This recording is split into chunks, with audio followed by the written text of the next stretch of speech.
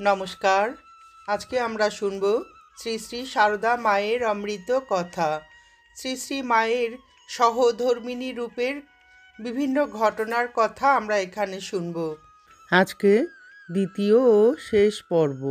যুগধর্ম সংবহনের মাধ্যম হিসাবে ঠাকুর শ্রীরামকৃষ্ণদেব নির্বাচন করেছিলেন দুটি শ্রেষ্ঠ আধারকে। একজন হলেন সারদা রূপী তার সহধর্মিণী, অন্যজন হলেন নরেন্দ্র রূপী তাদের দিব্য সন্তান। একজনের মধ্য দিয়ে তিনি প্রচার করলেন মাতৃভাব, আর একজনের মধ্য দিয়ে বেদান্তের অমৃত বার্তা।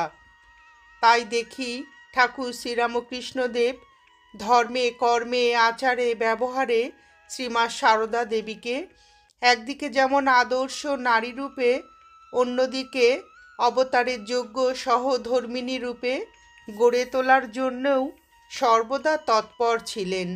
অষ্টাদশী ভার্যাকে ঠাকুর তার স্বভাব সুলভ মধুর ভাষায় কত শিক্ষাই না দিতেন। আজ শ্রীমাও ছিলেন সেবকের উপযুক্ত গ্রহিত্রী, আশ্চর্য বক্তা, কুশলহস্য লব্ধা। সহজ উপমা প্রয়োগ করে ঠাকুর বলতেন, চাঁদা মামা যেমন সকল শিশুর মামা, তেমনি ঈশ্বর সকলেরই আপনার। তাকে ডাকবার অধিকার সকলেরই আছে। যে ডাকবে তিনি তাকেই দেখা দিয়ে কৃতার্থ করবেন। তুমি ডাকো তো তুমিও তার দেখা পাবে। শ্রীমা ভক্তদের কাছে বলেছেন, ঠাকুর ভগবানের বিষয় ছাড়া কোনো কথাই বলতেন না।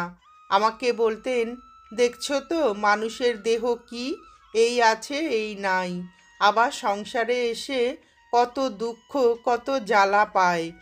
এক ভগবানই নিত্য সত্য, তাকে ডাকতে পারলেই ভালো, দেহ ধরলেই নানা উপসর্গ।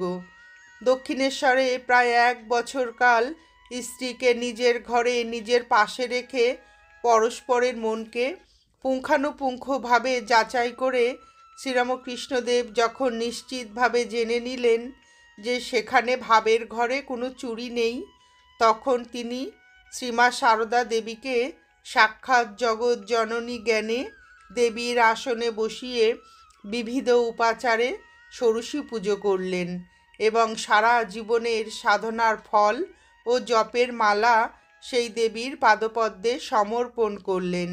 1280 সালের ফলহারিণী কালিকা পূজার দিনে মায়ের বয়স তখন 18 বছর। এই পূজা হয়। স্বামী শারদানন্দ পূজা ও